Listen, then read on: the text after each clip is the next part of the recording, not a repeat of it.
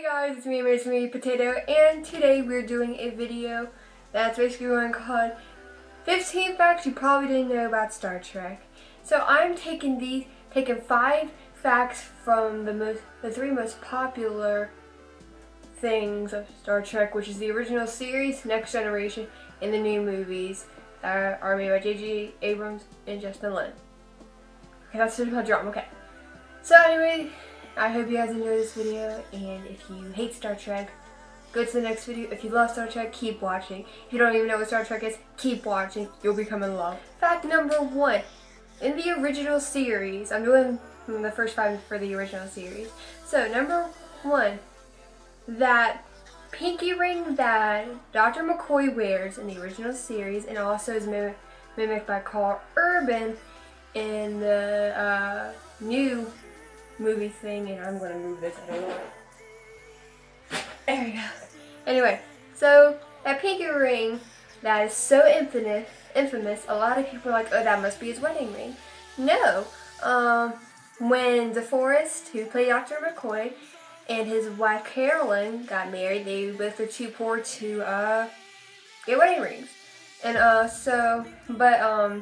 anyway, so that ring is actually DeForest Kelley's sister's ring, who passed away, and he wore it in honor of her.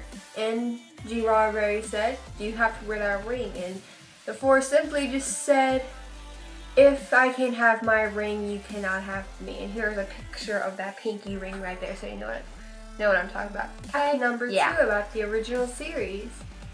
So in the episode where Queen for Methuselah, I can never pronounce it, Methuselah, at the end of it, Kirk is very sad that a woman who he fell in love with, who was an android, died because of the sun emotion that she has never been accustomed to. So at the end of it, Spock, Bones says, I wish he could really forget. So right after he leaves, Spock does a non-permitted mind meld, which is actually only done by bonded Vulcans. But then also remember that one where it was Mirror. When Spock did the mind rape to Bones. Yeah. Fact number 3. So in the original series, the first pilot that was called The Cage didn't really make the cut with NBC. But here's the thing. Lucille Ball, the woman who played Lucy in I Love Lucy, let Gene Roddenberry and their team, whatever, go on Desilu Studios to shoot the next pilot, which is called Where No Man Has Gone Before, where Will Shatner became the Captain Kirk. And that made the cut, and Star Trek was born. So thank the woman who played I Love Lucy for Star Trek. Fact number 4. So, this is more about the original series movie. So, let's say the motion picture, The Wrath of Khan, The Search for Spock, and so on. Okay, so on the fifth one, which is The Final Frontier, was directed by William Shatner, the same dude who plays Captain Kirk. And that movie was the lowest rated Star Trek movie of all time, if I'm correct. I think I am. Well, I know it's the least rated for the original series. Yeah, it's the only Star Trek film that's ever been nominated and won the worst movie of the year. And last but not least, number 5. So there's like 2 ones in here actually.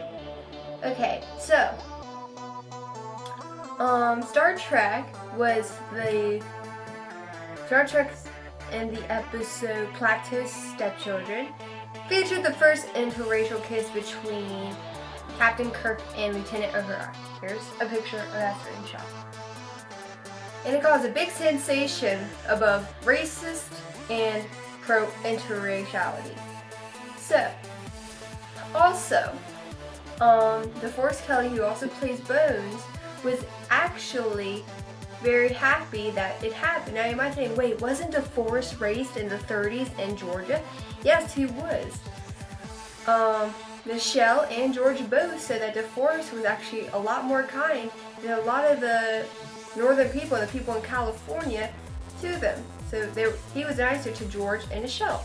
So therefore, not every Southern person is a racist. My dad is not racist. So now we're going on to the next generation, which was from 1987 to 1993, I believe. Sounds like about right. So, okay. So, first off, okay. Anyway, so it turns out that in the pilot, well, on Netflix it's like combined, Connor Fairpoint, I believe it is, where Bones, Admiral McCoy, whatever, is walking with Data. Data says that you're 136 years old, I believe. But in that time, most humans only lived to around 110 max. The reason why Bones lives so long is because when Spock gave Bones his mojo, don't take that the other way. Take it the actual way that's supposed to be. Dirty mind. Anyway. Anyway, that's the reason why he lives so long, because Vulcans lived to around 235 years old, maybe even longer. So, fact number 7. So, Captain Picard, who's played by Sir Patrick Stewart, who is native to England and has a British accent. Jean-Luc Picard is actually French. He supposedly was raised in France. His parents had a grape farm or a wine vineyard or whatever. And yeah, you have a British man playing a French person. I've never met a French person who has a British accent, and I know a lot of French people. In Star Trek First Contact, which is still one of the best Star Trek movies of all time, features oh gosh, what's his name? The dude who makes Warp Drive. Can't remember his name. I know I'm mad at this. Anyway, God, Treasure of the Sea. But anyway, so in the original series also, in one of the episodes, I can't remember what it's called, but it shows that man that made Warp Drive. God, I wish I could remember his name. Gosh.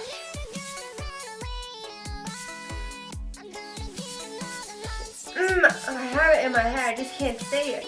But yeah, so they have like an interception. Fact number 9. So, in Star Trek The Next Generation, you often see intimate moments between Counselor Troy and Commander Riker. Well, here's the basic story. Riker was on Beta Z before Star Trek The Generation ever happened, and they fell in love. And in Nemesis, they finally get married after many years of sexual tension. That's basically their entire storyline for the romance. Yeah. And the last fact about Star Trek The Next Generation is it to date is still the most popular spin-off of Star Trek. So yeah, I mean, it really did put, I don't know how to describe, but it featured a lot of the old cast. But yeah. Okay, so now the last 5 facts are about the new movie things with by J.J. Abrams and Jessica Lange. So here is fact 11. So Karl Urban, who plays Bones in this, new stuff, new reboots. Pays tribute to DeForest Kelley by having a pinky ring. Now, at first the producers were like, no, we don't want you to have a carbon copy. But Carl Urban lately said, I want to pay tribute to a man who really inspired a lot of people. That is why Buzz is pinky ring in the reboot type. Fact number 11, I'm going to, 12. Fact number 12, I'm going to keep this really short. Sulu basically saved everyone by having the parking brake on.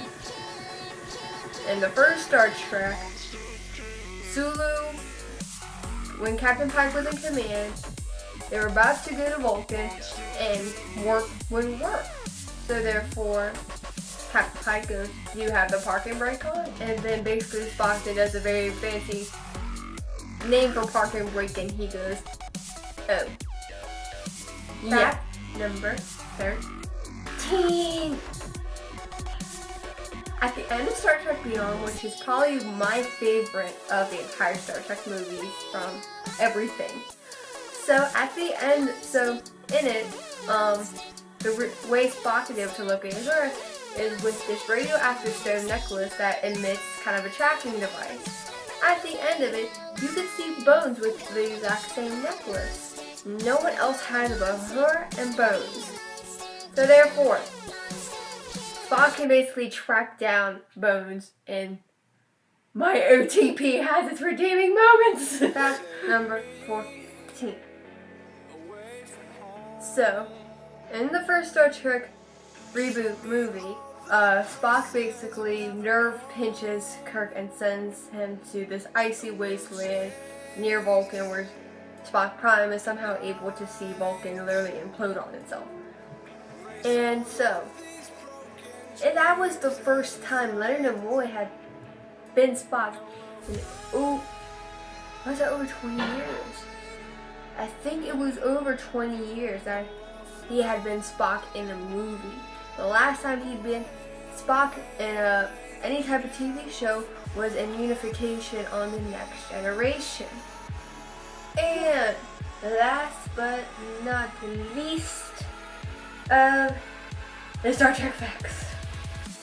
I know, so horrible that it's ended all so soon all of a sudden. Anyway, so the last Star Trek fact I have for you that's from the reboot series is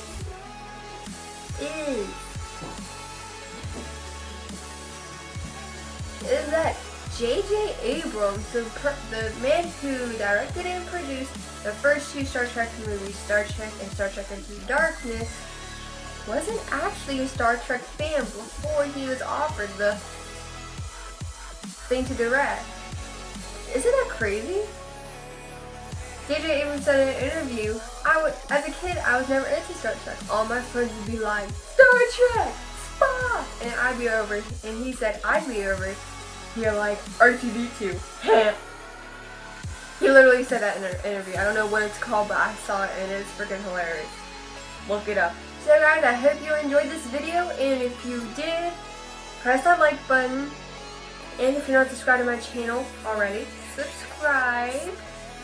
Because you love me. Anyway, so guys, I hope you enjoyed this video, and if I messed anything up, or you want to put some more facts down in the comment section below, go ahead and do that. So guys, I will see you Friday. So, bye-bye.